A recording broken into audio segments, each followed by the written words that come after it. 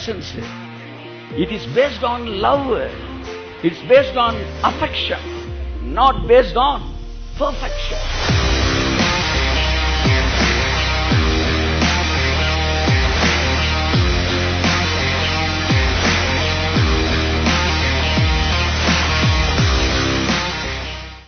மனிதன் பாவம் செய்த போது மனிதன் தான் தேவனை விட்டு விலகினான் ஒழிய தேவன் விலகல. அது எப்படி சார்? ஒருத்தர் விலகினாலே 2 பேர் விலகின மாதிரி தானே. ஆனா அவர் சொல் நீ விலகி இருக்க, நான் விலகலான்னு தான் சொல்றாரு. அப்ப ஏன் சிலுவைக்கு வந்தாரு? நான் விலகலன்றதை உனக்கு காட்டுறதுக்கு தான் சிலுவைக்கு வந்தாரு. சிலுவை ரத்தத்தினை கழுவப்பட்ட பிறகு உனக்கு கண்ணு தெரியுது. என்னடானா அவர் இங்கே தான் இருந்திருக்கிறார் 6000 வருஷமா. கைத்தட்டு வருது அவருக்கு. சிலுவை என்பது என்ன? 6000 வருடமாக தேவன் மனிதனோடு தான் இருக்கிறார் என்பதை 2000 வருஷங்களுக்கு முன்பாக நாம் அறிந்து கொண்டோம். இல்லையா சொல்லுங்க? நான் சொல்றேன், நல்லா புரியுதா? பாவம் செய்த பிறகு தேவன் மனிதன் என்ன செய்யல?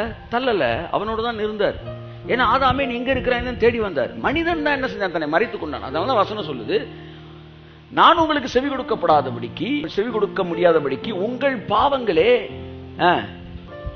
என்னுடைய முகத்தை உங்களுக்கு மறைக்கிறது. என் முகத்தை உனக்கு மறைக்குது, ஆனா ஓ முகத்தை எனக்கு மறைக்கவே இல்லை. அப்ப வாட் இஸ் கிராஸ் அப்படின்னா 6000 வருஷமா பிதா என் மேல அன்பாதான் இருக்கிறாருன்றத 2000 வருஷத்துக்கு முன்னாடி நான் தெரிஞ்சுக்கிட்டேன்.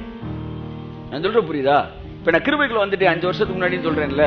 கிருபைக்குள்ள வந்துட்டேன்னா 5 வருஷத்துக்கு முன்னாடி கிருபைக்குள்ள வந்துட்டேனா? இல்ல, நான் ரட்சிக்கப்பட்டேன்ல 90ல, அப்பயே கிருபைக்குள்ள வந்துட்டேன். அப்ப நான் 5 வருஷத்துக்கு முன்னாடி கிருபைக்குள்ள வந்தேன். நீங்க 5 வருஷத்துக்கு முன்னாடி நான் 29 வருஷமா கிருபைக்குள்ள தான் இருந்திருக்கிறேன்றத கண்டுபிடிச்சேன். புரியுதா உங்களுக்கு? சோ கிரேஸ்க்குள்ள வந்ததுன்றது அப்படி ஒரு ஆக்டே கிடையாது. நீ இயேசுவே ஆண்டவனவே கிரேஸ்க்குள்ள வந்துட்டீங்க. அப்ப கிரேஸ்க்குள்ள வரதுன்னா என்னன்னா, இயேசுவே ஆண்டவன் சொன்னப்ப நான் உள்ள வந்துட்டேன்றத தெரிஞ்சதுதான் கிரேஸ்க்குள்ள வருது. புரியலன்னா ஒன்னும் செய்ய முடியாது, விட்டுருங்க. இப்ப தேவன் வந்து என்ன செய்யறாரு?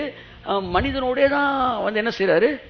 இருக்கிறார். அவருடைய பிரசன்னம் நம்மோடு தான் இருக்கிறது. இப்ப என்ன சொல்ல வந்தேன்னா, தேவன் பாவத்தினாலே விலக்குகிறவராக இருந்தால் மதுரைக்குள்ள இருக்கிற எந்த ஊழியக்காரனும் எந்த விசுவாசியும், தமிழ்நாட்டில் இருக்கிற எந்த ஊழியக்காரனும், இந்தியாவில் இருக்க எந்த ஊழியக்காரனும் எந்த விசுவாசியும் பாவம் செய்தால் தேவன் விலகி விடுவார் என்றால் நிரந்தரமாக அவர்களை விட்டு விலகித்தான் இருப்பார். ஏன் சொல்லுங்க? இப்ப பாவத்துல கழுவப்பட்டு ஒருத்தர் நிக்கிறான் பாவமே செய்யாம, ஆனால் அவன் கிட்ட வரமாட்டார் தேவன். ஏன் சொல்லுங்க? அவருக்கு நாளைக்கு என்ன நடக்கும் தெரியும்ல, அடுத்த வாரம் என்ன செய்வான்னு தெரியும்ல. ஏன்னா அவர் ஆம்னிசியன்ட் காட், அவர் சர்வ ஞானி, எதிர்காலமே அவருக்கு தெரியும். அப்போ 1 மாசம் கழிச்சு பாவம் செய்யறதை இன்னைக்கே பார்த்து இன்னைக்கே வரமாட்டார் பக்கத்துல. உண்மையா இல்லையா?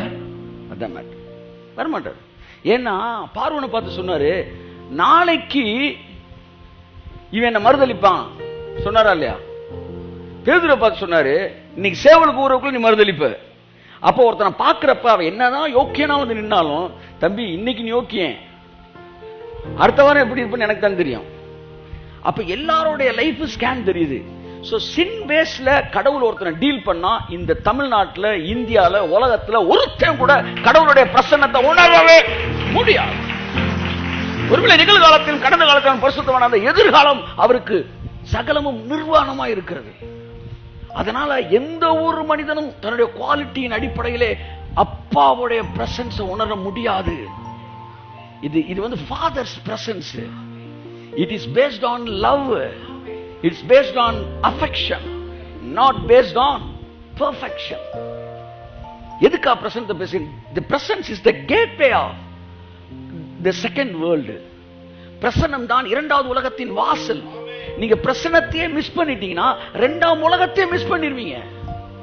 ஆகவே இந்த பிரசன்னத்தோடு உங்களுக்கு இருக்கிற பிரிக்க முடியாத உறவை நீங்கள் புரிந்து கொண்டால் 2ஆம் உலகத்தோடு உங்களுக்கு இருக்கிற உறவு 24 மணி நேரம் இருக்கும் என்று நான் சொல்கிறேன். அதுதான் kingdom life. You can enjoy the presence of God at any time, at any hour.